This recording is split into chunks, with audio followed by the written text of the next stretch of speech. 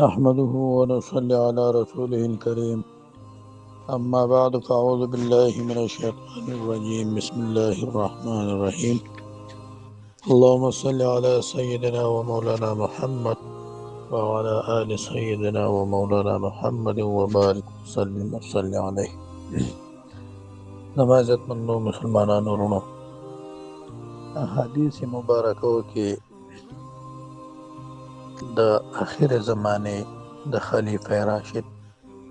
حضرت امام مهدی علیہ السلام تذکرہ نبی علیہ الصلوۃ والسلام دومره په کثرت سره په وضاحت سره کړي چې د هغې علامات شخصیه د ذات متعلق د هغې نوم د هغې د پلار نوم د هغې د مور نوم او د هغې خاندان د هغې جای پیدایش د هغې کلی د هغې وطن دا هر څه زما عزتمندو دا حضور پاک صلی الله علیه وسلم خپل امت ته بیان کړي دي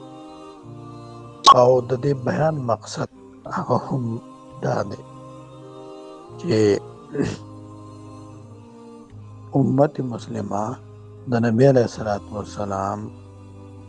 نه پس چې کوم د فتنو دور راځي نو چې په غلط مهدي سره او غلط نوم سره غلط شخصیت سره امت گمراه نشي نو نن چونکې د فتنو ډېر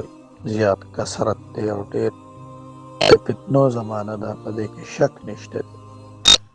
هر یو مسلمان د دې نه باخبره دی چې دا د فتنو زمانه ده او هر یو عالم دین هر یو نیک دل مسلمان هغه په دې ګویا دی چې واقعي دا د فتنو زمانه ده او دا د اخره زمانه ده زما عزتمندو چې کله دا اخره زمانه ده دا د فتنو زمانه ده نو د اخره زمانه هم څه تقاضي دي او څه هدایات دي د شریعت مطهره څه هدایات دي چې امت مسلمه ته ملاو شوي دي نو په هغې کې د ټول نه اهم او ضروري هغه دا هم ده چې اخره زمانه کې د امت مسلمه لپاره د امید یو اخري لار چې کوم د حضرت امام مهدی علیه السلام په صورت کې پیغمبر پاک صلی الله علیه وسلم د هغې بشارت ورکړی دی نو چې امت مسلمه هر یو فرد دغه احادیث واوري او په دغه باندې ځان پوه کړي او دپاره د دې چې دی په دې معامله کې د ګمراهۍ نه بچ شي ګورئ مخکې چې کوم درسونه تیر شو نو په هغې کې د حضرت امام مهدي علیه السلام درې علامات شخصیه هغه دغه بیان شو چې د حضرت امام مهدي علیه السلام نوم هغه به محمدي لکه نبی علیه الصلاۃ والسلام فرمایلی دي اسمه که اسمي د هغه نوم به زما د نوم په شان او دویم علامه شخصي هغه دا بیان شوه چې حضرت امام مهدي علیه السلام د پلار نوم چې دی نو هغه به د پیغمبر پاک صلی الله علیه وسلم د پلار د نوم په شان دی یعنی د نبی علیه الصلاۃ والسلام د پلار نوم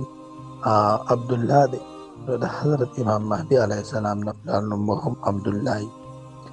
او درېیمه علامه هغه دا بیان شوه چې حضرت امام مهدي علیه السلام به د اهل بیتو په خاندان کې د حضرت حسن یا د حضرت حسین رضوان الله علیهما د دې حضراتو په خاندان کې به د حضرت فاطمه رضی الله تعالی عنها په خاندان کې به په یو لحاظ سره به حسني یا په بل لحاظ سره به حسیني لکه په هغې خپل مقام کې په دې باندې مونږه پوره وضاحت کړی و نن د حضرت امام مهدي علیه السلام نور علامات شخصیه هغه دا بیانېږي چې د حضرت امام مهدي علیه السلام د مور نوم هغه به امینه اوس په دې باندې روایت نه دی راغلی، روایت نه دی موجود چې د امام مهدي علیه السلام د مور نوم به امینه. البته د بعضې قراینو نه، د بعضې مکتوباتو نه دا معلومیږي چې د حضرت امام مهدي علیه السلام د مور نوم دا به د پیغمبر علیه السلام د مور د نوم په شانتي یعنی حضرت امینه. او په دې باره کې محمد عیسی داود دا یو عالم دین تیر شوی دی، د یو کتاب لیکلی دی المهدي علی الابواب. هغې په دې کې دا وضاحت کړی دی چې ان اسم امه آمنه وهي آمنة من كل سوء ويموت أبوها وأمها وهي صغيرة فيربيها الله وينميها. یعنی هغې دا بیان کړی دی چې د حضرت امام مهدي علیه السلام د مور نوم به امینه او د مور بیا دا علامه ذکر شوې ده وهي آمنة من كل سوء، نه دا به ډېره نیکه ښځه د هر ګناه نه به دا پاکي. ويموت ابوها و امها، د حضرت امام مهدي علیه السلام د مور علامه دا ده چې د دې مور او پلار دا به د دې نه وفات شي په داسې حال کې چې دا به صغیري، دا به ماشومي. فیربیها الله وینمیها، الله پاک په د دې تربیت کی او دا به خدای پاک لوی کی. نو دغه شانتې دي پکې دا هم ذکر کړی دي چې د بعضې مخطوطات اسلامیه چې کوم په ترکیه په روما کې په کتابخانو کې کتابونه پراته دي، نو په هغې کې څه داسې لیکل موجود دي چې د هغې نه دا معلومیږي چې د حضرت امام مهدي علیه السلام د مور نوم چې دی نو دا به امینه. اوس دغه مخطوطات چې دی نو دغه ته مونږ احادیث نشو ویلی چې یاره دا احادیث دي، او په دې کې د اهل علم هم ډېرې خبرې دي چې پیغمبر پاک صلی الله علیه وسلم د آخر زمانې متعلق چې څومره بیان فرمایلی دی د علاماتو د قیامتو، نو په دې کې ډېرې خبرې داسې دي چې هغه احادیثو په هغې باندې د ضعف حکم لګي. او په دې باره کې چې د علماو تصانیف ډېر کړي هم دي چې بعضې داسې تعلیمات د آخر زمانې متعلق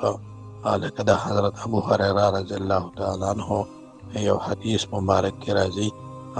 چې د هغې نه د هغې یو قول نقل شوی دی چې ما دغه علم دوه وعاءین، دوه لوښي چې دی نو دا د پیغمبر علیه السلام نه ډک کړي دي، نو په هغې کې یو لوښی چې دی نو هغه ما خور کو امت ته مې چې دی نو هغه ټول بیان وکړو، او دویم چې دی نو که هغه زه د هغې وضاحت کړم او هغه خلقو ته بیانومه نو لقطع هذا البلعوم، که نه نو زما دا مرۍ به پرې کړی شي. نو د هغې کې علما دا وایي چې یاره دا د فتنو متعلق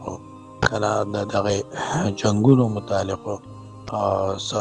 احادیث و چې د حضرت ابو هریره رضی الله تعالی عنه نه چې دی نو داسې په کولاو انداز باندې چې دی نو هغه نه دي نقل شوي، خو البته هغه څه نه څه د هغې دغه چې دی نو دا په کتابونو کې لیکلي شوي دي، د بعضو حضراتو په واسطې سره هغه نقل شوي دي. نو په هغې کې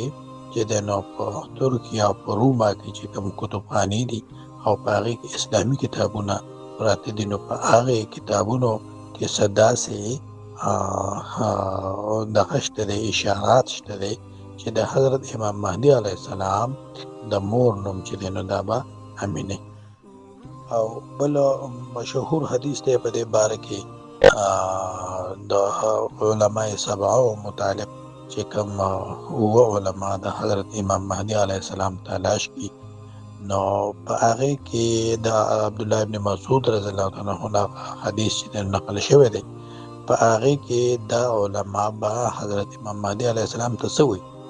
قد عرفناه باسمه و اسم ابيه و امه و حلیته، چې مونږ دې پیژنو د ده په نوم سره، د ده د پلار په نوم سره، و امه یا د ده د مور په نوم سره. یعنې د علماء سبعو ته د حضرت امام مهدي علیه السلام د مور نوم معلوم دی. دا چې دی نو عبدالله ابن مسعود رضی الله عنه کم اثر دی په کتاب عقد الدرر للسلمي الشافعي کې، نو په هغې کې دا علماء سبعو چې دی نو وضاحت کوي امام مهدي علیه السلام ته چې مونږ دې د پلار په نوم سره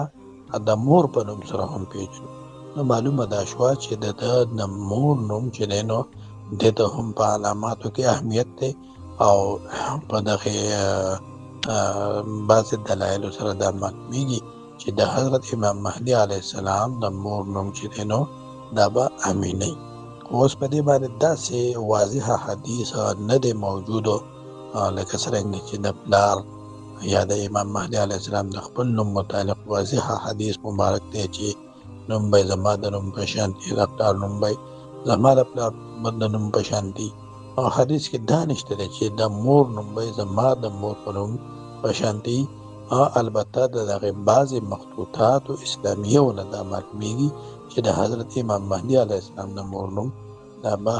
امینه. وصلی الله علی النبی الکریم وعلی آله و اصحابه اجمعین برحمتک یا ارحم الراحمین.